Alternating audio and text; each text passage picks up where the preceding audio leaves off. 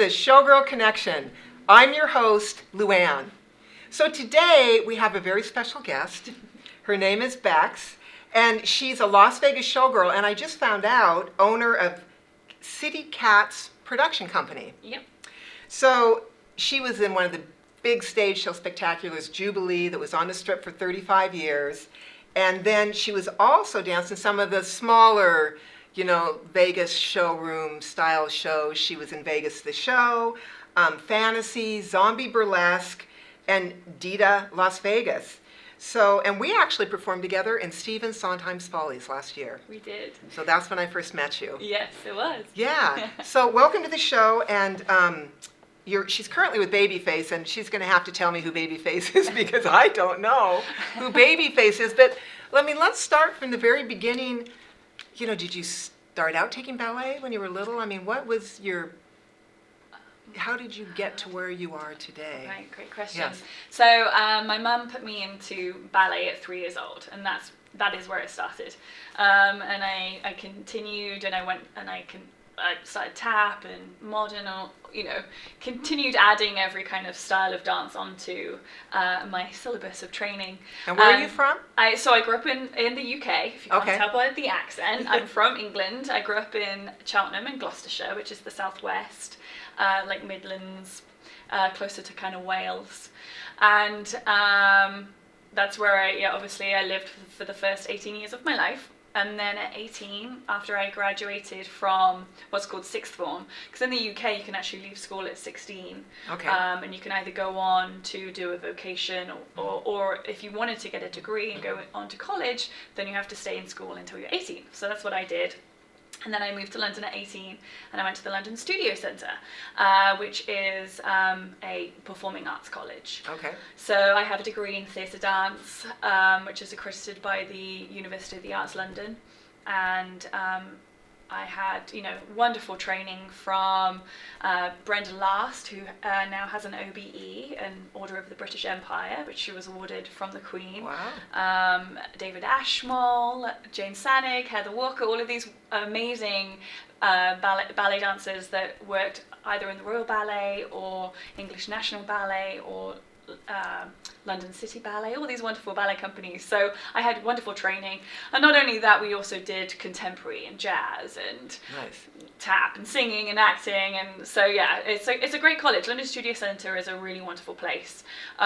So it sounds like they prepared you for almost like a Broadway musical. Exactly. So it is. It's musical theatre training, and in our third year, you actually choose to go to either 4 companies, and you work in a company setting for your third year.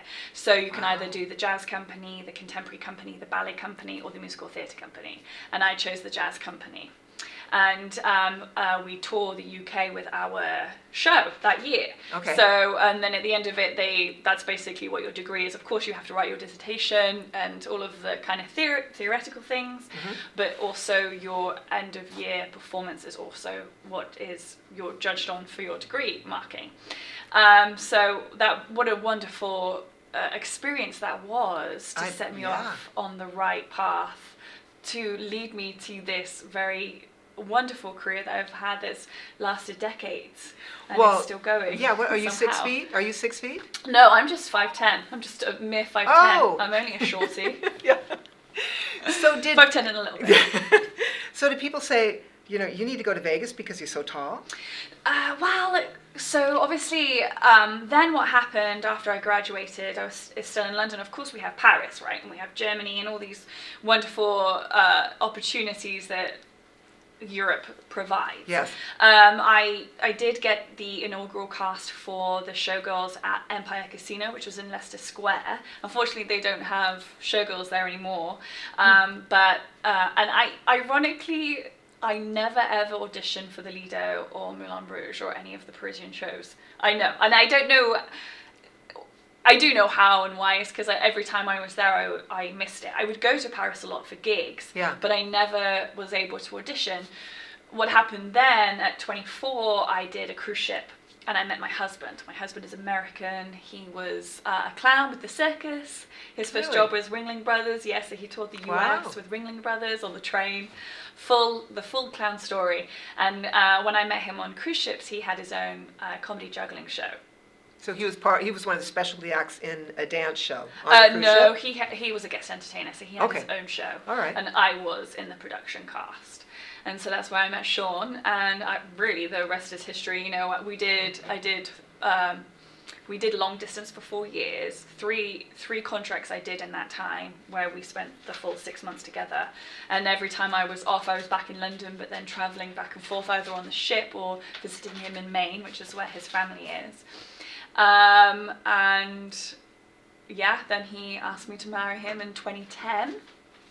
Yeah, was it 2010? Yes, it was 2010. I can't remember. Yes, oops. It was 2010. That's because you've been so happily married for so long. Yes, and then I did one more cruise ship in 2011, and then I moved to America in basically 2012, and we got married January 2012. Originally, at that point, we were living in Florida because that's where he was based for the circus. Okay. And then I went through immigration because, of course, you know, I couldn't work for 6 months. All right. So I'm just there, you know, going through immigration, hanging out, just living this Floridian life in St. Augustine, which if anybody's ever been, I love St. Augustine. It's just such a wonderful little town. And then we decided, well, you know, what should we do? I've still got some life left in me, and he was still performing at that time. So we decided that Vegas was basically the best place for us to go. We had lots of friends that were here already from cruise ships. And all of these friends of mine were basically all in Jubilee. And actually in 2008, I'd actually come to Vegas to celebrate my birthday, which was the year, my birthday is in December, it was the year that we had all of that snow. So I come to Vegas and it's snowing. Yeah, that doesn't happen very often. Exactly. And I was like, what? This is amazing. But yeah, you know, everything was kind of shut down. Nobody could drive. I thought it was great. So did you ever think to come to Vegas before all of your friends came to Jubilee, or you had never thought about it? I had never thought about it. And so in 2008, when I was here for my birthday, I went to see Jubilee. I went to see a bunch of the shows. Okay. And although I loved Jubilee, and I was in love with an American. Right. There was no thought ever that I would ever be in this show. So when you saw Jubilee, you didn't say, that's it, I want to be in this show? No, because I sort of didn't even think that it was... I couldn't have even imagined that I would ever live in Vegas, honestly. Because it was snowing. Because it was snowing that turned me off. Oh. No. Like, honestly, I mean, I know Sean was American, but, you know, at this point, Florida's a long way away. Yes. Yeah. And, I never had any interest to move to America, honestly. I loved the UK. I still do. I love... you know, Paris, I love, and that's what I kind of thought. I always had my heart set on going to Germany as well and doing all of that. So that never happened. Not that it was disappointing at all. Yeah. Because then, you know, your ambitions change, and you know, I was madly in love as well. So I kept going on the ship, and then when we decided. So when we made this decision to come to Las Vegas, it was a funny kind of transition. I was like, oh, yeah, let's do it. Okay. And it's been amazing ever since. Vegas has been so wonderful for us. So you decided to come to Vegas, and then once you decided to come to Vegas, did you think, okay, Jubilee, I got to be in Jubilee? Well, so it made sense. Yeah. And what happened was, literally the week that we moved here, Jubilee was having an audition, and I hadn't planned it that way. It just was so happening that the Jubilee audition was happening. And so Jamie Grover, my friend from Ship, she said, "Hey, Jubilee's auditioning. You should go." And I was like, "Yeah, let's do it." And, you know, I was like, "Do you have a leotard?" I don't have anything. You know, I've come here with a suitcase. I literally only had 2 suitcases. So I was like, I wasn't packing a leotard. Not that I wasn't trying to be packing prepared. A leotard, like packing a gun, packing a leotard.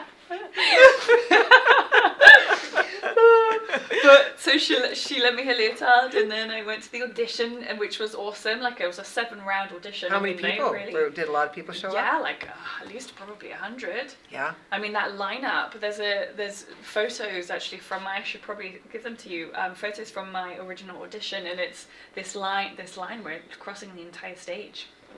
I wonder how many spots were open at that time too. Yeah. Probably a handful. Yeah, maybe 7 or 10. I think. Yeah. Maybe include like with all lines, male, female singers. So it was a 7-part. A 7-part audition. Yeah, not that I can really remember. There was definitely across the floor ballet kind of moment. There was a showgirl moment. We must have done some tap. There was obviously the lineup with the rest of the cast. Yeah, I mean, I can't really remember, but I remember it was a full day. And then Suzanne Swanson, who was Diane Palm's second, her assistant, the assistant production manager, she comes up to me and she's like, "Do you have a bra and G that you could wear for lineup?" Now, bearing in mind, so coming from London, it's very much like New York, right? So you go to an audition in a leotard and tights, and it's not, you would never wear a bra and G. I'm not sure what it was like now, but back then, so do I have a bra and G? No, not one that would be suitable to show people. You know what I mean? I was like, no. So she let me one of hers. Let me think about what I came in. Yeah, it was very interesting. So she let you one? So she let me one. Wow. So yeah, so I wore that, and then the rest is history. Said, and then I got the job. And so what line did you go into? So originally I was hired as the Bluebell, tall Bluebell line. And before rehearsal started, Megan Kincaid decided that she was then going to move from the tall nude line and become a Bluebell swing or cap. No, yeah, she was a swing. So then the position opened up in the tall nude room, which is where my friends were, like the people that I had done cruise ships with, and that I had also met over the time. In that time before we'd started rehearsals, I was also going to other auditions and gigs and things, and I had become friends with Katie Carrow because we'd done a couple auditions together and catch swing, and I already started making these connections that then would become, friends for life. Friends for life, We traveled to Puerto Rico for Katie's wedding. Obviously, I was in Kat Schwing's wedding, and just beautiful friends for life, best friends. So how many years were you in Jubilee? I was in Jubilee for 2 years. Okay, just 2 years. Just 2 years. I know, which is crazy. It is crazy, but I have to remember that we were in that theatre for 6 days. We did 12 shows a week, over 6 days. We only had Friday off. And what did we do on Friday? We all spent that day together. We did. Yeah. And, and we would go to parties, or we would, and then we would do gigs together. And so it was a family. So although I was only in the show for 2 years, because of that connection that we all made, that beautiful thing, that's why they're still my closest, nearest and dearest, and we're still in contact today. And so 2 years. I mean, and I was in shows for 12 years, but back when I was in shows, you could bounce around, and I lasted usually about 2 years a show because you're doing the same thing night after night after night. Yeah. So it's nice to switch to different shows. Of course. So what did you do after? Did you have another job opportunity before you left Jubilee? Were you looking? How did that work? So what happened? So in my time of Jubilee, which was 2012 to 2014, we had the big, maybe infamous revamp with Frank Gatson. So the show actually closed in 2000, and the Don Arden show closed January 2014. So I was part of the original closing of the show, which is what I liken the script of the last Showgirl to, because it was very reminiscent of actually what we were going through, because at that time the cast was 85 people. There was older cast members that had been in the show for 20 years. We were still getting 401ks, etc., etc. So there was a lot of desperation within the cast at that moment, because we had no idea what was going to happen, and this guy was coming in who'd worked with Beyonce. Wonderful. Yeah. I'm glad you worked with Beyonce. Yeah. But what do you know about our shows? Our shows. What do you know about the Showgirl? Anyway, not to talk negatively. No, I came opening night, and all the music that went with it, he had changed. He really changed it up a lot. He changed it up a lot. He changed it up a lot. So then you were in rehearsals for that. So I was in And rehearsals were you for still that. performing in the old Jubilee No, and then in rehearsals so for we the? 100% closed the show. Oh. We 100% closed the show in January. Okay. And our time was then spent 9 to 5 in the studio. Yeah. And we were rehearsing at the Rock. And it was, again, so that time in my life was also a wonderful, this is crazy, but it was a wonderful bonding experience again absolutely. for all of us, because we were going through this insanity. Yes. And we were crying and laughing every So how day. many of the old Jubilee people transitioned into the new Jubilee? So then he cut the cast down by 65. Okay. I'm pretty sure. So he got rid of 20 people. But the rest stayed. So it was basically all of us, but he still did bring in new people. Okay. I can't really remember. He didn't. Yeah. Yeah. Yeah. So people that had been there for a long time lost their jobs. Yeah. So it was really awful. And that is where the script from The Last Showgirl feels realistic for parts, like the real traumatic experience and the trauma that Shelley goes through is likable to some people's trauma that was happening during that moment in history. Yeah. So and being open to those changes. I mean. And being open to those changes, which was. I mean, it's totally different than going into a different show. Yes. It's the same show, and they're revamping it. We rehearsed "Don't Stop the Beat" from Hairspray. We rehearsed that number. I remember that number. We rehearsed that number for weeks, and it was like, okay, this is great. Yeah. I love musical theatre. I love being a very eclectic dancer. I love having all these different styles under my belt. But where, in my opinion, where on earth does Hairspray fall into Jubilee? Yeah. How does that fall in? Yeah. It was. Yeah. Anyway, So I opened the show and I stayed for as long as I could. Oh, okay. And that's really why you left. That's really why I left. Okay. No, Vegas the show was auditioning at the time. Okay. So I went and I got it, and unfortunately it meant that I had to break my contract at Jubilee. Because I started in Vegas the show in August, and I think my contract was technically through September. Yeah. But And I remember telling Diane, and I felt terrible, but Diane and I are, still really close. There was no love lost. So I think she was pretty understanding at that time. And Donna London too, she let me take my shoes. Wow. But she didn't that was like not allowed, but she was like, take your shoes. And I was like, I love you, Donna. Oh.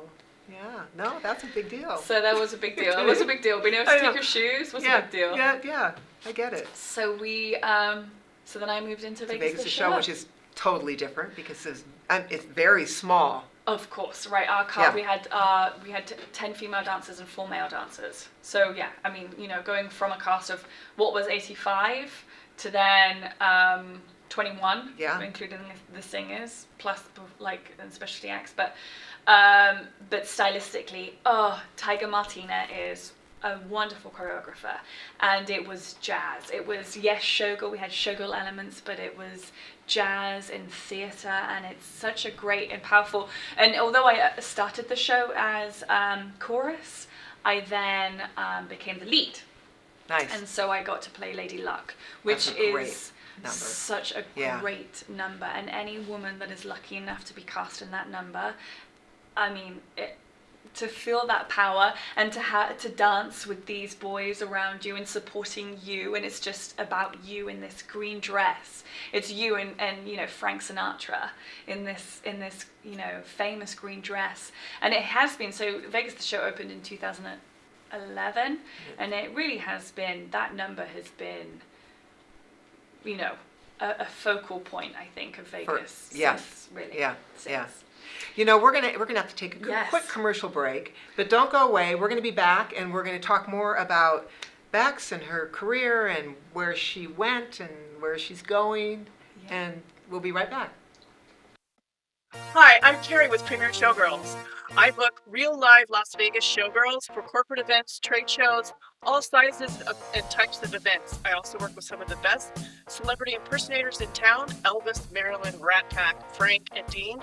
We book stilt walkers, go-go dancers, all kinds of entertainers. So if you need some Vegas glitz and glam for your event, call me, Carrie at Premier Showgirls. So we're back with Becs, and we've talked about Jubilee, we've talked about Vegas' show. Let's briefly cover some of the other shows that you've been in, but I love the iconic Las Vegas shows like Jubilee, and then even Vegas the show, even though it's smaller, it still follows kind of that theme with the live orchestra and the Rat Pack. And yeah, exactly. But where did you go from Vegas the show? So, how long were you in Vegas the show? So Vegas the show was 4 years. Oh, wow. So that was my longest show that I was in here in Vegas. Because it's just such a beautiful show. Yeah. And in that time that I was in Vegas the show, the same production company and choreographer, which is David Sachs Productions and Tiger Martino Choreography, they had another show called Zombie Burlesque, which I never saw. Yes, and I tell you, it is a fun show. It is, again, just zany, it's cute, it's funny, the choreography is wonderful, and I love zombies, so I was like, I get to be a zombie and dance crazy, but like still with styled jazz choreography, but it's stylistic. And where was that? So this is at the V3 Theatre. Is it still there? It is still there. Oh. And it's still at the Miracle Mile shopping mall in Planet Hollywood. So if you're looking at Vegas the show, it's just to the left. Oh, you just moved right down the hall. I just moved right down the hall. Yeah. So, and I just swang in that. I was just a swing for the Zombie Burlesque, because I was the lead over at Vegas the show, so they could never really pull me, but sometimes they needed to put me into the 50-foot woman track, which is the tall girl track at Zombie Burlesque. So I got to play 50-foot woman and play around with Ken Barbie dolls. I mean, it's great. Wow. It's so funny, but it's a great show. So you just kind of transitioned right into that one.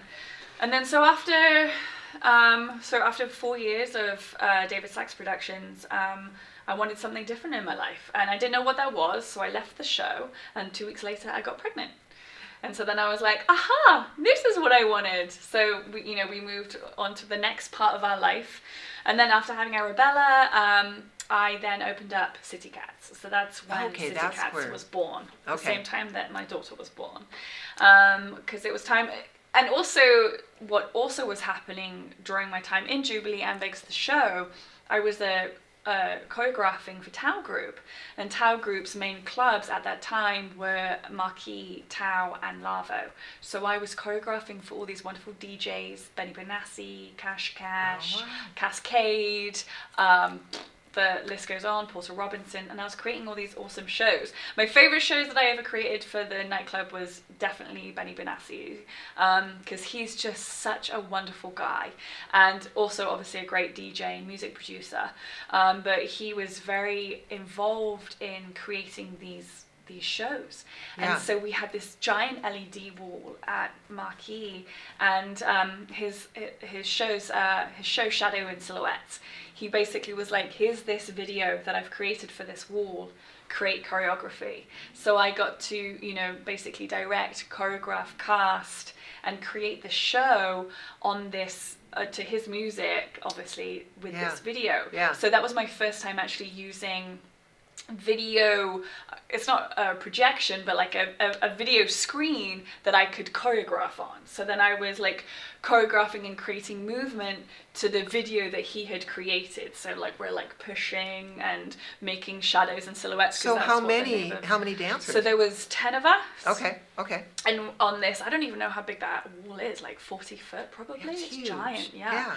So I mean, so that was also happening, and then from that I was also working with a lot of production companies in town, creating corporate events and things like that. Okay. So I gained a lot of knowledge of the town, and my choreography skills had heightened, and I realized that I was creatively interested in producing my own things. Yeah.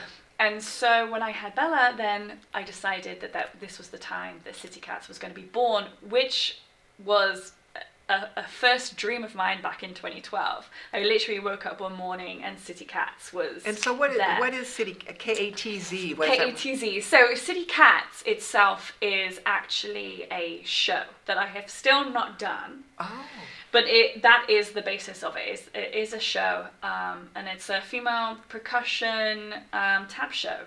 So basically, it's kind of like Tap Dog / Stomp, but the female version of. Okay. And I still haven't created it because what I wanted, that was like the main branch. Yeah. See, me being a cat person, I'm like, is she gonna have cats? I Well- have a really talented cat if you need a cat. Yeah, right. He can do some great tricks. I'm telling you, he does. He does.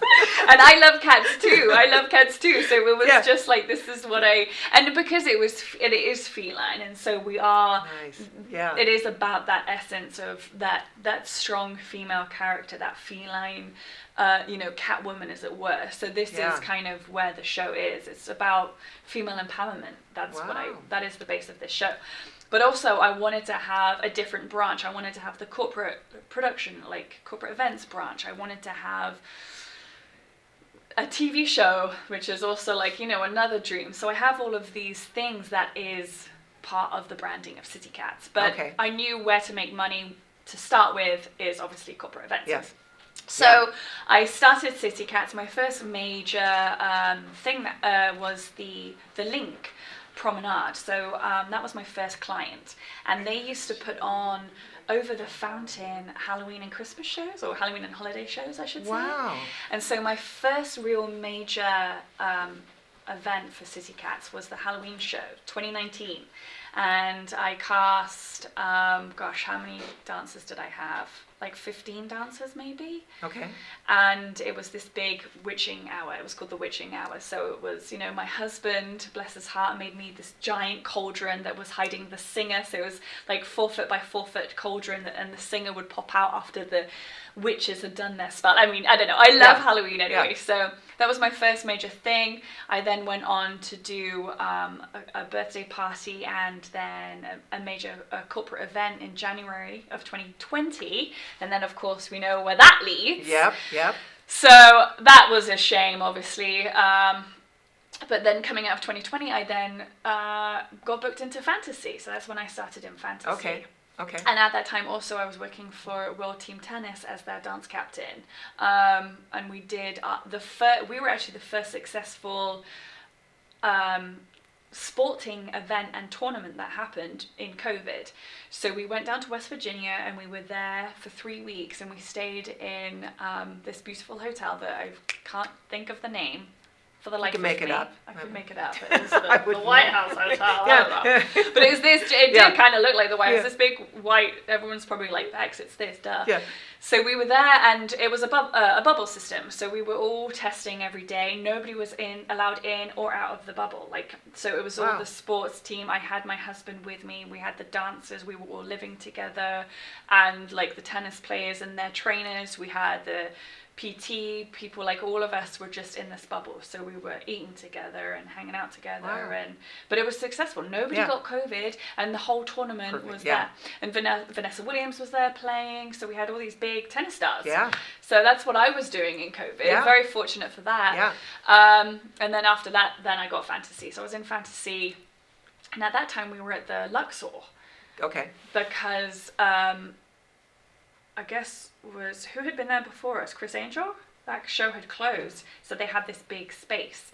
And Yessie, the dance captain at the time of fantasy, she basically had blocked and re-choreographed it so that we were dancing 6 feet apart on stage. I am not kidding you. Oh, wow. We were not touching each other. We were 6 feet apart on stage. And you were following the rules. We were following the rules. 6 feet apart. We were 6 feet apart backstage. Like our vanities were all spaced 6 feet apart. We still were wearing masks on stage. These awful clear plastic masks. They made us dance in those. Oh, how could you breathe? Oh, I don't know. It was horrid. Wow. It was horrid. Wow. And then on top of that, the audience had to be 25 feet from stage. So we couldn't see anybody, and in the audience they also had to be 6 feet apart. Well, I think it was even more. I think it was even more like 10 feet apart. So it was like 2 people were here, 2 people are there, 2 people are there, and that theater is huge. I think it's a 2,000 seat So it theater. works perfect, right? It worked perfect, Yeah. but of course for us as performers who were living for that applause, all we could hear was at the end of each number, because they're like far, like, you know, feet away from. No. Feet away So you wouldn't even be like. We couldn't touch each other. Yeah. But we lived through it. We lived to tell the tale. I mean, what a time. Yeah. But yeah, so, and then from fantasy, then I had my second child, Finley. Okay, I've met Finley. You have met Finley. I've met I actually know Finley. Arabella, because Arabella came to see Follies. Did she come? She did come to see Follies, Okay. and I had her backstage, but you probably met both. Well, because Finley came to the presentation at the Las Vegas Academy of the Arts. Yes, he when did. you were one of the Showgirl models. Yes, he did. Yes, he Yeah. did. Yeah, so you have. Yeah. You've met them both. Yeah, and then when he came backstage at the Follies. Yes. So wow, you're just really interesting to talk to because of, you were in the old Las Vegas and the Jubilees, and Vegas the show, and the way you've transitioned. I mean, it's really interesting for me to hear that, because I was in the shows from 79 to 91. I was in the original cast of Jubilee before the MGM fire. Right. So I was always in those shows. Those Don Arden shows were always there when I was performing, and you could move around and you could travel the world, and now I always wonder, how you guys are doing, and there's a lot of you that are still really successful, doing really interesting things. Yeah. And just kind of changing with how Vegas is changing. Yeah. Roll with the punches, Yeah. baby. That's what we're doing. I mean, and that's, and I think.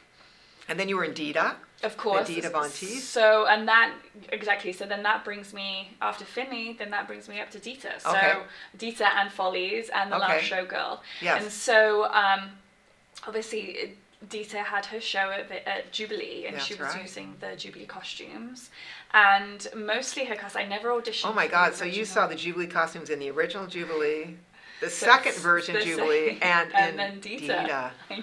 I know, and I've been there for all of it. Isn't that crazy? Yeah. I wonder if anybody else can say that. Yeah, no, I know. No, you're it? Yeah.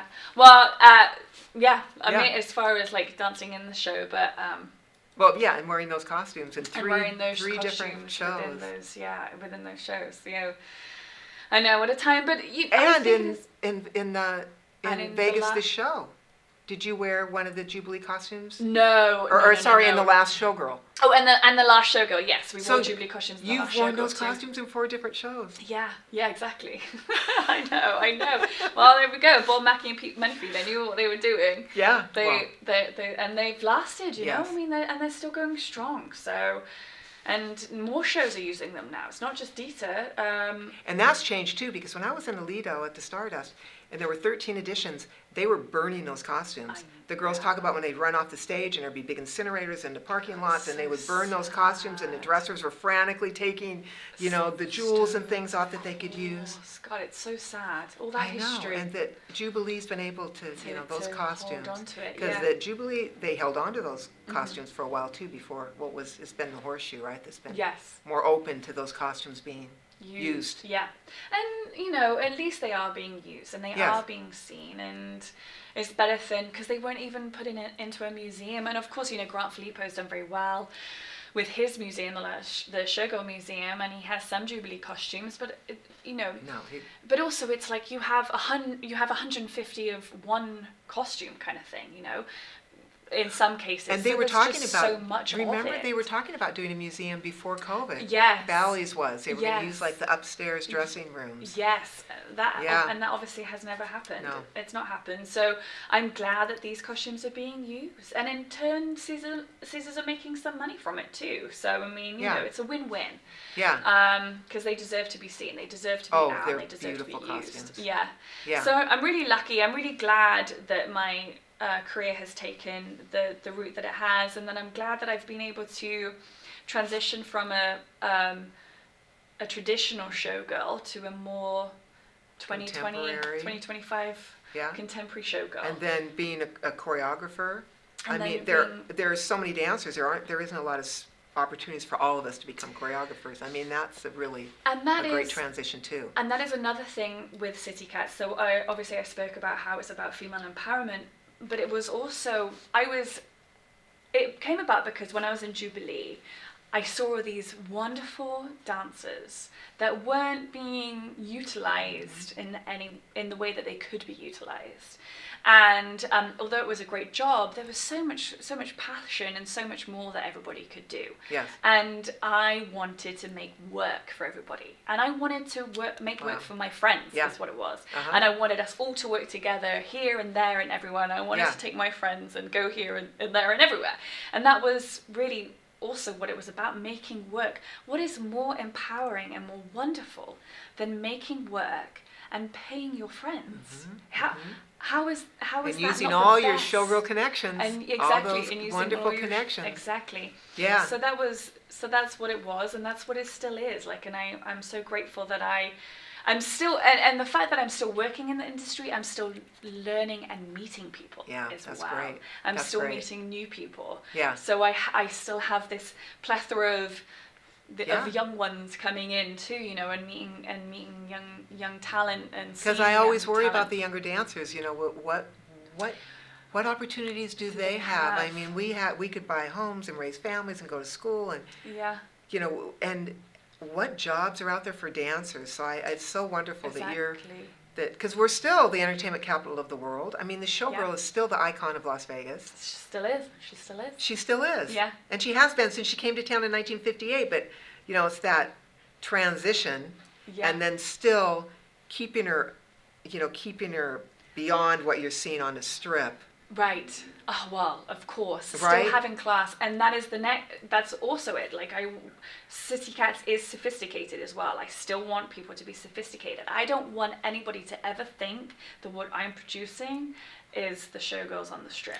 And it's a lot of people don't realize that, and it's keeping people, you know, aware and keeping our the careers and the job opportunities at that level, because there's a lot of other, you know, people that are doing production shows and have beautiful costumes and are kind of keeping it Yeah.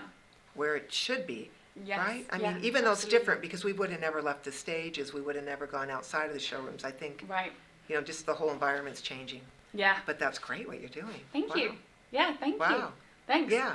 And so then that brings me basically to Babyface, which is my current I know nothing residency. about Babyface. So Babyface is, if nobody knows, he is a very famous, beautiful singer. His real name is Kenny Edmonds. He has 13 Grammys. Himself and Wow. Michael Jackson actually hold the same record for the amount of Grammys nominated in one night, which is 12 Grammys nominated in one night, him and Michael Jackson. So he has, I think he's won 13 Grammys. I think he's been nominated for like 75 Grammys or something Wow. insane. So he rose to fame in the early 90s, and his main hits for himself was Whip Appeal and No Crime. But what he then went on is he's a wonderful songwriter. Okay. So he wrote all the big hits for bands like Boyz II Men, Wow. for Brandy, Mary J. Blige, Michael Jackson, TLC.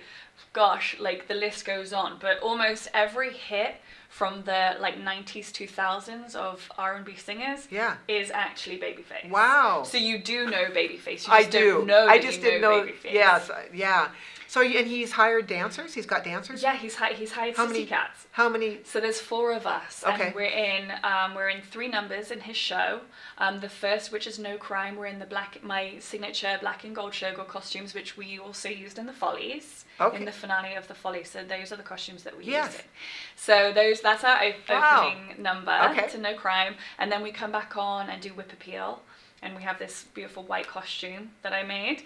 And then our final look is the girls medley. So we're dancing to like hits like, you know, Brandy and TLC. So I'm literally living like my teenage dream, honestly. And how it came about as well is a remarkable thing, because my client Kelly Frey from KF Publicity, she asked me, she was like, can you do this promo for Babyface with Live Nation? And she's using me a lot and for a lot of the Live Nation promotions.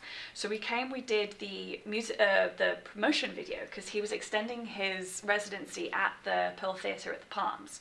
And so we did the shoot, and we were wearing my black and gold costumes because he didn't care. He was like, I just want big costumes, big showgirl costumes. I don't care what colour as long as they're big. So we wore those, and I created the movement for that promo shoot, and obviously hired the girls. And he comes up to me at the end, and he's like, "This is your group, right?" And I was like, "Yeah." And he just said, "How would you like to do my residency?" Wow, wow. My jaw hit the floor. Yeah. Jaw hit the floor, and like, you know, obviously tears. Wow, good for I you. didn't cry, obviously, but I wanted to. I was like, yeah. It's like, I can't cry, I can't cry. Sure, that's wonderful. Sure, no big deal. Yeah. Yeah, I do it all the time. Yeah, no, all the time. And so that evening, I had a call from the Michael Pran, who's the owner of the record company, and we had a verbal agreement that evening. And so how long have you been? So we opened in November. Okay. So our next dates are in May. Okay. May 9th and 10th. It's the Mother's Day weekend. So come on down and see us May 9th and 10th at the Pearl Theatre inside the Palms Casino, and you'll see us. And so there's 4 of us, 4 dancers. So do you perform like every month, or? No. It's kind of been about like every 2 months, I guess. Okay. And technically, these are, as of right now, these are the last dates at the Pearl. I'm not sure what's going to happen. I don't know whether he's going to resign. Resign, that sounded like I said resign. Resign. I mean re-sign the contract at the Pearl, or who knows? I don't know. Yeah. But he also tours a lot too, so you can see him if you're not in Vegas. You can see him in, you know, across the country, across the world.